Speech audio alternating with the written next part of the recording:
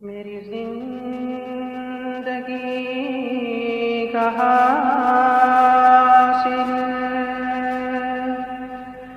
میری زیست کا سہارا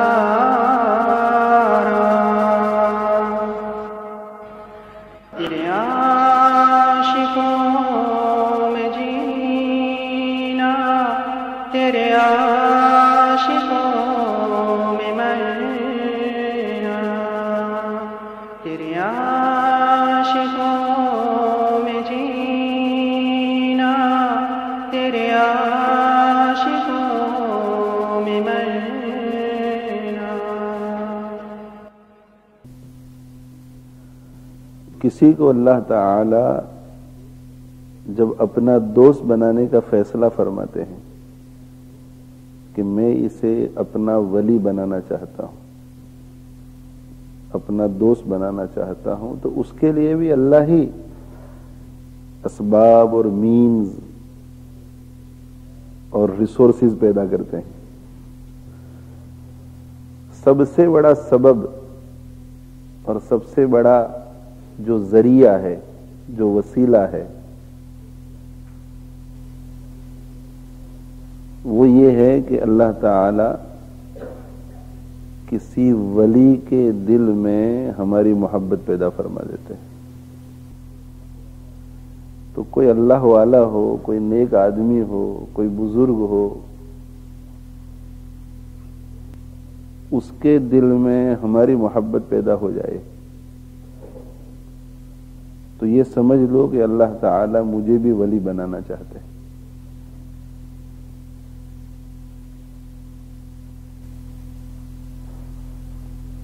تو ہم اللہ تعالی سے دعا کرتے ہیں کہ اللہ تعالی کسی صاحب دل کے دل میں ہماری بھی محبت پیدا فرما دے،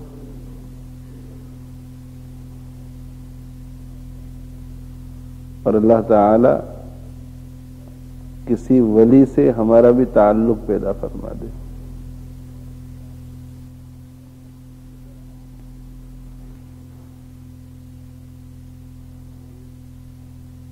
میرے حاجی صاحب رحمہ اللہ تعالی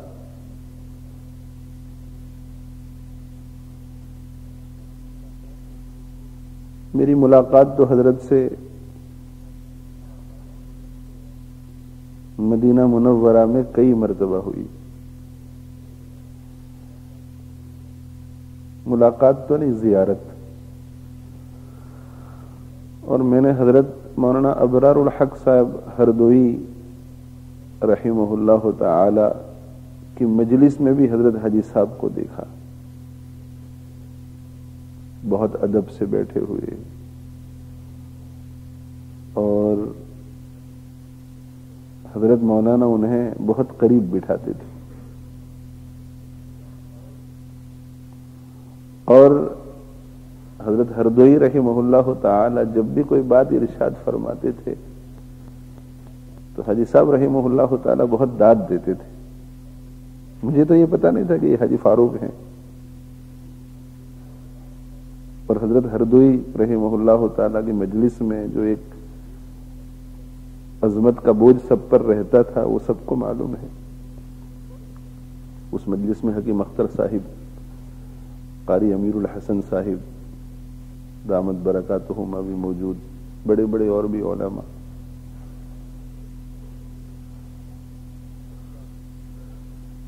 تو حاجی صاحب ان کی باتیں سن کر فرماتے تھے کہ حضرت کیا بات آپ نے ارشاد فرمائی، واہ واہ حضرت کیا بات ارشاد فرمائی، دل کے تالے کھل گئے حضرت، پھر ارشاد فرمائے۔ یہ انداز تھا حضرت حاجی صاحب کا، واہ واہ واہ واہ واہ واہ، اس طرح حضرت بہت پورے اس کی طرف، اور دو زانوں بیٹھ کر کے پوری مجلس میں بیٹھتے تھے۔ تو اس سے مجھے اندازہ ایسا ہوا کہ تھانوی مسلک کے یہ کوئی اہم شخص ہیں۔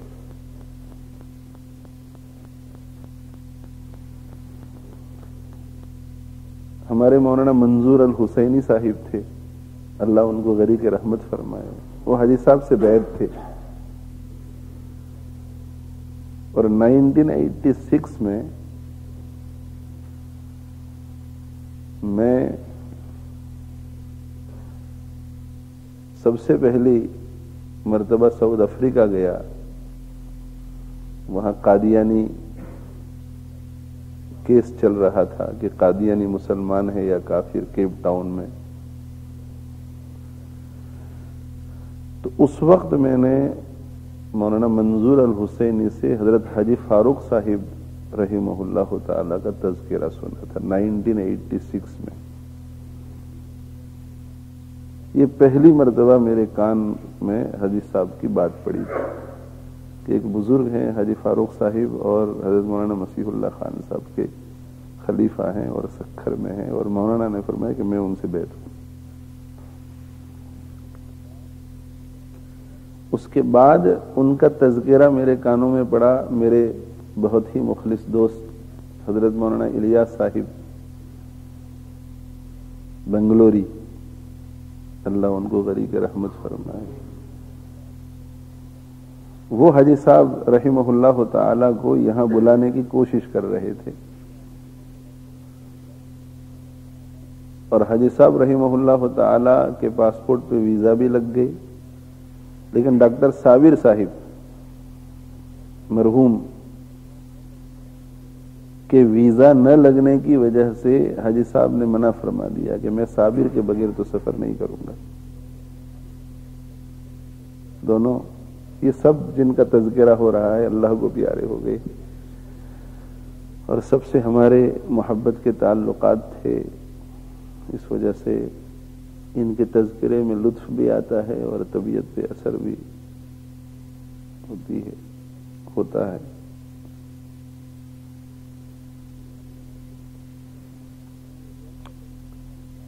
تو مولانا الیاس صاحب رحمہ اللہ تعالی سے میں تذکرہ سنتا رہتا تھا. دیکھا نہیں تھا حاجی صاحب کو کبھی، یعنی دیکھا تو تھا لیکن یہ پتہ نہیں تھا کہ یہ حاجی صاحب ہے. حضرت ہردوئی کی مجلس میں روزانہ میں عصر کی نماز کے بعد ان کو دیکھتا تھا. حج میں میں بھی گیا تھا، یہ حضرات بھی آئے.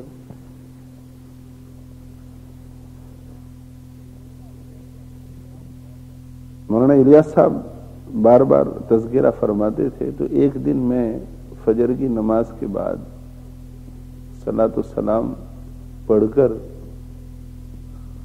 ادھر سے چھتریوں کے نیچے سے گزر رہا تھا کہ میری حاجی صاحب پر نظر پڑی.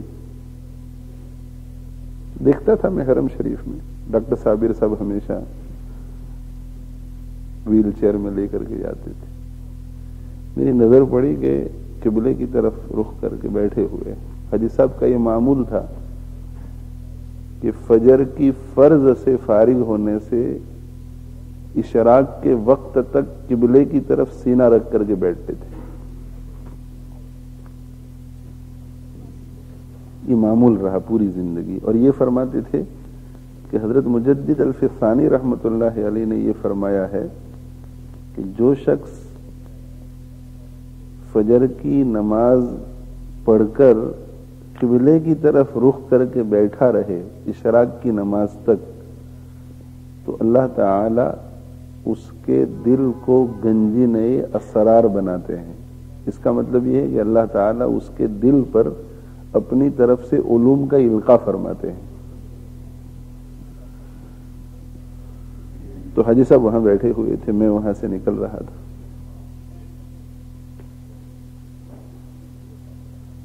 تو اس وقت جب میری نظر حاجی صاحب پر پڑی تو پتہ نہیں کیا بات تھی کہ میرے دل میں یہ خیال آیا کہ یہی حاجی فاروق ہے. دیکھا تو میں نے ان کو بہت دفعہ تھا اور سنا بھی بہت دفعہ تھا. اس وقت میرے ذہن میں ہے کہ یہ حاجی فاروق ہے.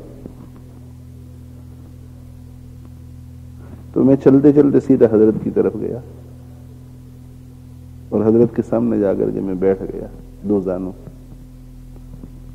زانوں بیٹھ گیا. تو حضرت نے مسکرا کر میں نے مسافر کے لیے ہاتھ بڑھائے. حضرت نے اور میں نے کہا کہ حضرت ایک طالب علم ہوں، انگلینڈ سے حاضر ہوا ہوں، اصل گجرات کا رہنے والا ہوں، دعاؤں کی درخواست سے حاضر ہوا. بس یہ میری پہلی ملاقات اور مصافحت ہے حضرت سے.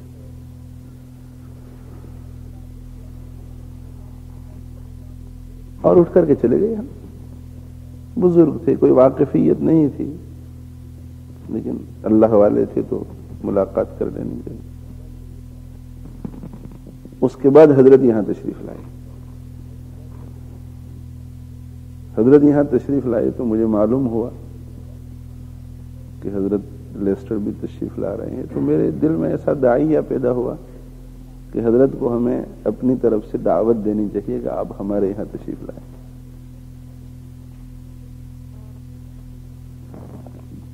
تو میں نے فون کیا یہاں سے, مولانا منظور صاحب نے فون اٹھایا اور فون اٹھا کر کے میں نے ان سے کہا کہ میں حضرت سے بات کر سکتا ہوں. کہا بالکل کر سکتے ہیں, وہ تو میرے دوست تھے, بہت چاہنے والے. میں نے کہا حضرت کو کوئی ناگواری تو نہیں ہوگی؟ کہا نہیں نہیں نہیں کوئی ناگواری. میں نے کہا مجھے تو پہچانتے بھی نہیں ہے وہ. کہ کوئی بات نہیں. تو میری سب سے پہلی گفتگو جو ہوئی وہ ٹیلی فون پر.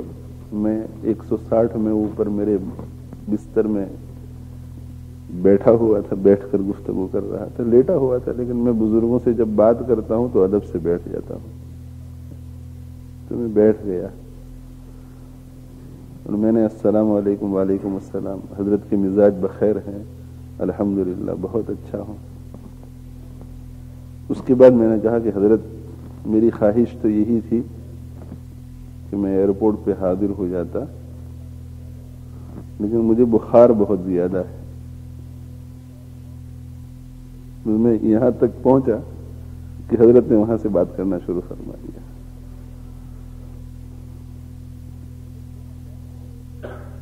حضرت نے وہاں سے, اچھا پھر تو آپ بخاری ہیں. حضرت نے وہاں سے کہا پھر تو آپ بخاری ہیں. اور پھر دعائیں حضرت نے دینی شروع کی. وہ ختم ہو گئی بات. پھر حضرت یہاں تشریف لائے لیسٹر. قیام تو کسی اور جگہ پر تھا. میں وہ کہہ نہ سکا حضرت کو کہ حضرت میرے یہاں تشریف لائے, ہمت نہیں ہوئی. تشریف لائے تو میں بھی وہاں پہنچ گیا. ملاقات ہوئی علیہ السلام, پورے سیریسنس کے ساتھ. حضرت تواضع بہت زیادہ تھی. کسی نے تعارف کرایا کہ یہاں مسجد نور ہے, لیسٹر کی سب سے پہلی مسجد, وہاں کے امام ہے. میں نے کوئی تعارف نہیں کرایا کہ حضرت آپ سے وہاں ملاقات ہوئی تھی یا میں نے ٹیلی فون کیا تھا. میری یہ طبیعت ہی نہیں ہے الحمدللہ. تو جب حضرت تیار ہو کر کے باہر نکلے, ہم بھی نکلے, بہت متواضع تھے. تو مجھے بھی اسی گاڑی میں بیٹھنا تھا. ہم سب حضرت کے بیٹھنے کا انتظار کر رہے تھے. تو حضرت میری طرح متوجہ کر فرمانے لگے کہ اگلی سیٹ میں تو آپ ہی بیٹھ جائیں, اس لیے کہ آپ یہاں کی بڑی مسجد کے امام صاحب. بہت متواضع حضرت کا انداز ہی عجیب تھا. میں نے کہا نہیں حضرت ہم تو آپ کے بچے ہی ہیں, تو امام تو کیا, ہم تو آپ کے خدمت میں حاضر ہوئے ہیں, کچھ استفادہ کریں. یہ سیٹ تو آپ ہی کی ہے. اور میں نے یہاں بازو حضرت کا پکڑ لیا, آپ تشریف رکھیں. محبت تجھ کو آداب محبت خود سکھا دے گی.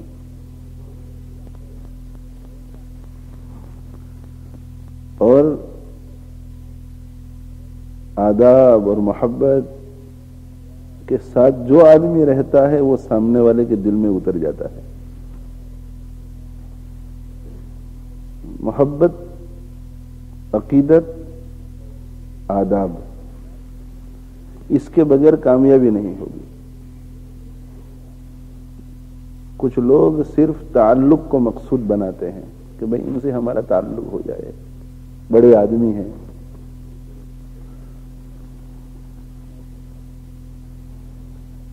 ساتھ گئے, سامنے بیٹھے حضرت کے دو زانو, حضرت کا واز سنا, اور واز سن کر میں تو بھاگ آیا, چونکہ مجھے یہاں مدرسے میں پہنچنا تھا.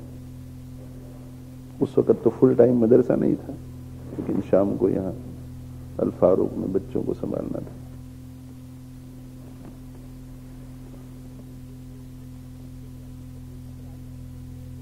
اور پھر رات کو دوبارہ گئے، وہاں کچھ مجلس چل رہی تھی تو ادب سے بیٹھے رہے ایک کونے میں، کوئی ملاقات حضرت کا میری طرف دیکھنا کچھ نہیں۔ پھر دوسرے دن دوپہر کو ایک جگہ پر کھانے میں ہم شریک رہے۔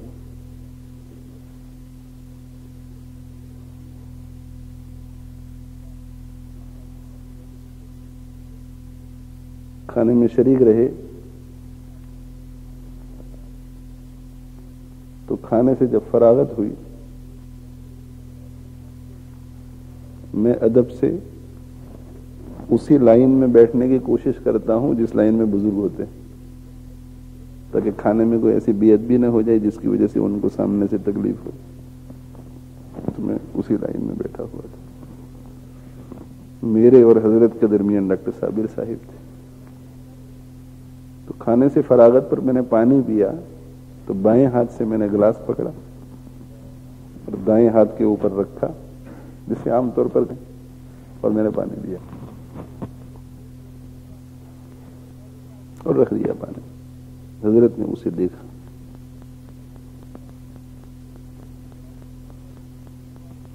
اٹھ کر کے دوسرے کمرے میں ہم گئے تو اب سب اس طرح بیٹھے ہوئے تھے۔ تو حضرت نے بات شروع فرمائی کہ میرے ابا جی یہ فرمایا کرتے تھے کہ دائیں ہاتھ سے پانی پینا سنت ہے، اور یہ سنت اس وقت ادا ہوگی جبکہ گلاس پورا کا پورا دائیں ہاتھ پر ڈیپینڈ کرے۔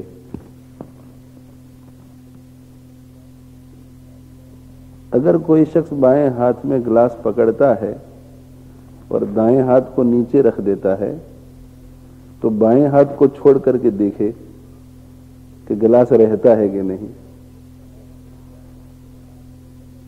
گلاس رہتا نہیں، اس کا مطلب یہ کہ گلاس بائیں ہاتھ میں ہے، دائیں ہاتھ میں نہیں ہے، لہذا سنت ادا نہیں ہوئی۔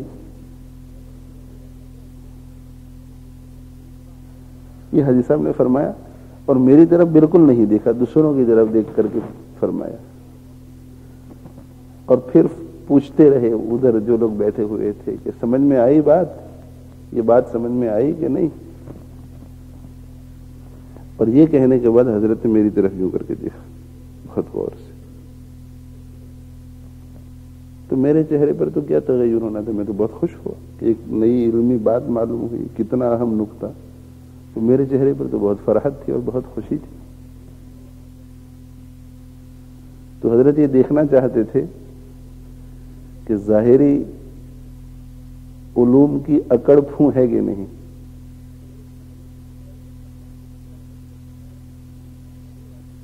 تو اللہ نے فضل فرمایا، اب تک تو کوئی ایسا معاملہ نہیں کہ کوئی ہمارا تعلق۔ پھر حضرت نے فرمایا کہ بھائی اب میرا نظام کیا ہے آج آگے، یہ مجھے بتلا دو۔ تو نظام میں ذرا گڑبڑی ہونے لگی، تو حضرت نے فرمایا کہ ایسا بتاؤ کہ کہاں کہاں جانا ہے۔ تو میں چونکہ وہاں بیٹھا ہوا تھا، مسجد نور کی تعمیر ہو رہی تھی، تو وہاں حضرت کو دعا کے لیے لے جانا تھا، میں نے درخواست پیش کر دی تھی میزبان کو، اور پھر اکیڈمی پر لے جانا تھا۔ تو انہوں نے کہا کہ ان کے یہاں مسجد کی تعمیر ہو رہی، تو حضرت نے وہیں روک دیا ان کو، انہیں رہنے دیجئے، یہ تو میرے اپنے آدمی ہے، یہ تو میرے اپنے آدمی، ان کے یہاں تو ہم رات کو 12 بجے بھی جا سکتے ہیں، جو پرائے ہیں ان کو پہلے نمٹاؤ۔ تو میں وہاں بیٹھے بیٹھے سوچ رہا ہوں کہ بھائی ہمارا تو آپ سے کچھ لینا دینا بھی نہیں ہے، نہ کوئی تعلق، نہ کوئی پہچان، اور ہمارے اپنے، بس وہاں سے حضرت کے ساتھ ہمارا تعلق شروع، اور اندر تھوڑا بہت بھی کچھ ہوتا تو پتہ نہیں حضرت کی ان شفقتوں اور ان توجہات کی برکت سے ہم کہاں سے کہاں پہنچ جاتے۔ لیکن پتھر پر سورج کی روشنی جتنی بھی پڑتی رہے وہ کہاں چمکے گا؟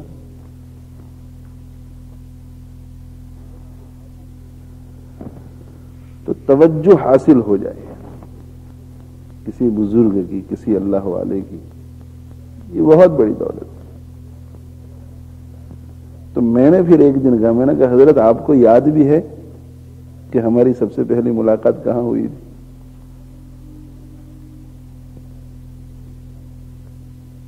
تو کہاں ہوئی تھی؟ میں نے کہا اشراق سے پہلے پہلے آپ وہاں نیچے چھتریوں کے پاس بیٹھے ہوئے تھے ڈاکٹر صاحب کے ساتھ، اور میں وہاں پہنچا تھا۔ تو حضرت نے فرمایا کہ ملاقات کیا، وہیں تو تم نے میرا دل کھینچ لیا تھا۔ تو حضرت کو یاد کرو۔ تو پھر مجھے ذہن میں آیا کہ حضرت نے یہاں جو فرمایا کہ یہ تو میرے اپنے ہیں، تو اس ملاقات سے حضرت کے دل میں تعلق پیدا ہو گیا۔